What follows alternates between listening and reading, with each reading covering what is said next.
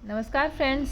भगवान श्री कृष्ण जी का जन्म भाद्रपद कृष्ण पक्ष अष्टमी तिथि रोहिणी नक्षत्र और वृष राशि के चंद्रमा संचरण काल को मध्य रात्रि में हुआ था। जिस दिन भगवान श्री कृष्ण का जन्म हुआ तो जन्माष्टमी पर्व के तौर पर मनाया जाता है। जन्माष्टमी पर्व प्रत्येक सनातन धर्मी को प्रातःकाल व्रत का संकल्प कर लेना चाहिए।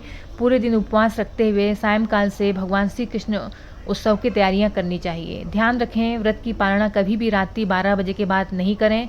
जन्माष्टमी पर्व पर घर के मुख्य द्वार पर चंदन वार आदि लगाते हुए पुष्प आदि से पूजा घर को सुसज्जित कर लें। भगवान श्री कृष्ण का स्वरूप राजसिक रहा है, अतः राजसिक भाव से श्री कृष्ण का पूजन अर्चन कर लें। भगवान श्री कृष्ण के स्नान के लिए पंचामृत नैवेद्य के लिए मक्खन, मिश्री, पंजीरी, तुलसी दल, कदली फल, ऋतुफल आदि पहले से ही तैयार करके रखें। श्री कृष्ण जी के भजन, उनके चरित्रों का पाठ, गीता पाठ, विष्णु सहस्रनाम आदि का पठन और श्रवण संपूर्ण दिन करें। भगवान श्री कृष्ण जी का जन्म मध्य रात्रि को हुआ था, अतः मध्य रात्रि 12 बजे से पहले स्नान करके भगवान श्री कृष्ण का जन्मोत्सव का आयोजन कर लें। मध्य रात्रि ठीक 12 बजे तक गोपाल प्रतिमा को खीरे से निकाल कर कुछ लोग पंचामृत से निकाल लेते हैं। उनके जन्म प्रतीक के रूप में शंख बजाएं, ध्वनि और अन्य वाद्य यंत्रों से स्वागत करें। उसके उपरांत प्रतिमा को पंचामृत से स्नान कराएं और यथासंभव पंचोपचार अथवा षोडशोपचार पूजन करें। 2023 में भगवान श्री कृष्ण जी की जन्माष्टमी के 5250 वर्ष बीत चुके हैं और भगवान श्री कृष्ण जी के जन्माष्टमी के दूसरे दिन नंदोत्सव मनाया जाता है। भगवान पर कपूर, हल्दी, दही, केसर चढ़ाकर लोग परस्पर छिड़कते हैं और वाद्य यंत्रों से कीर्तन करते हैं, नृत्य करते हैं, मिठाइयाँ बांटते हैं।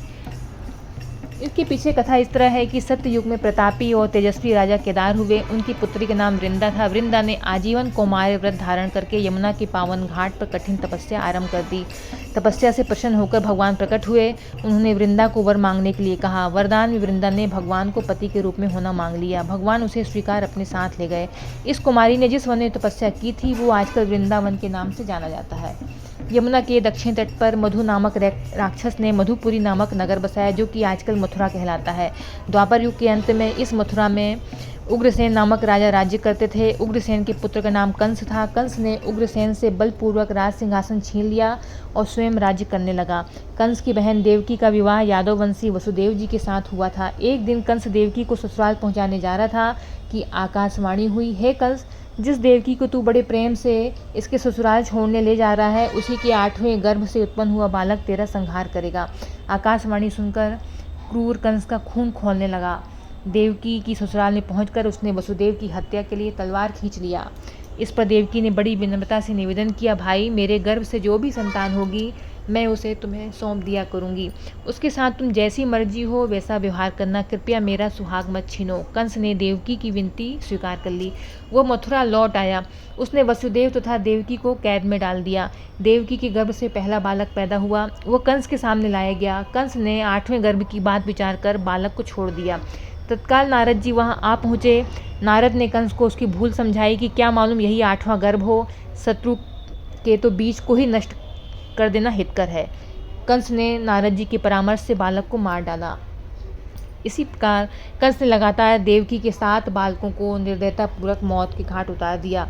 कंस को जब देवकी के 8वें गर्भ की सूचना मिली तो उसने बहन तथा बहनोई को एक विशेष कारागार में डालकर उस पर कड़ा पहरा भी डाल दिया और दरवाजों पर ताले लगवा दिए। भादों के कृष्ण पक्ष की अष्टमी को रोहिणी नक्षत्र में श्री कृष्ण जी ने जन्म लिया। उस समय भूतल पर सब सो रहे थे, घोर अंधकार छाया था और मूसलाधार वर्षा हो रही थी। वसुदेव जी की कोठरी में अलौकिक प्रकाश हुआ।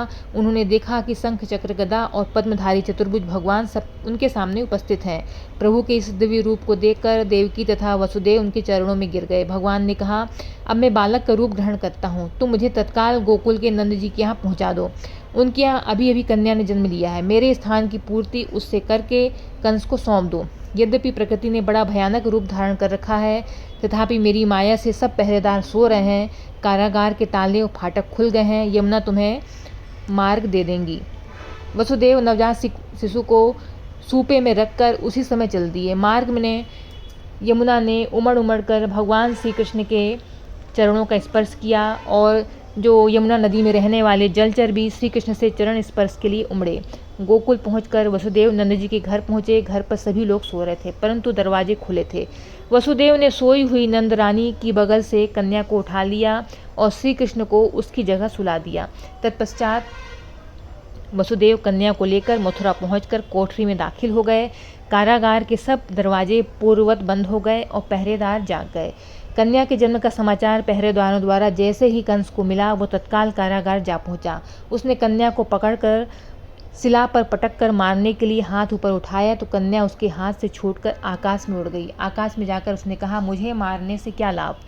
कंस, तेरा शत्रु तो गोकुल में सुरक्षित है। यह दृश्य देखकर कंस चकित रह गया। कंस का शत्रु जीवित है यह जानकर उसे बड़ा दुख हुआ। कंस उसे खोजकर मार डालने के विविध उपाय करने लगा। कंस ने श्री कृष्ण जी का वध करने के लिए अनेक दैत्य भेजे। श्री कृष्ण ने अपनी आसुरी माया का विस्तार करके सारे दैत्यों का बारी बारी संहार कर डाला। श्री कृष्ण ने बचपन में अपनी अलौकिक लीलाएं दिखा दिखाकर सबको चकित कर दिया। बड़े होने पर कंस को मारकर उग्रसेन को राजगद्दी पर बिठाया और अपने माता पिता को कारागार से मुक्त किया। इन्हीं श्री कृष्ण की पुण्य जन्म तिथि को स्मृति में यह पर्व बड़ी धूमधाम से और हर्षोल्लास के साथ मनाया जाता है।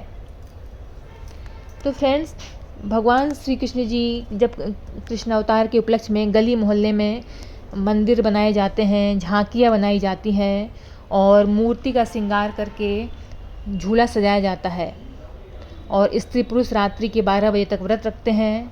लोग मंदिरों में श्री कृष्ण जन्म की झांकियाँ देखने जाते हैं और श्री कृष्ण जी के झूले की डोर खींचकर उन्हें झुलाते हैं।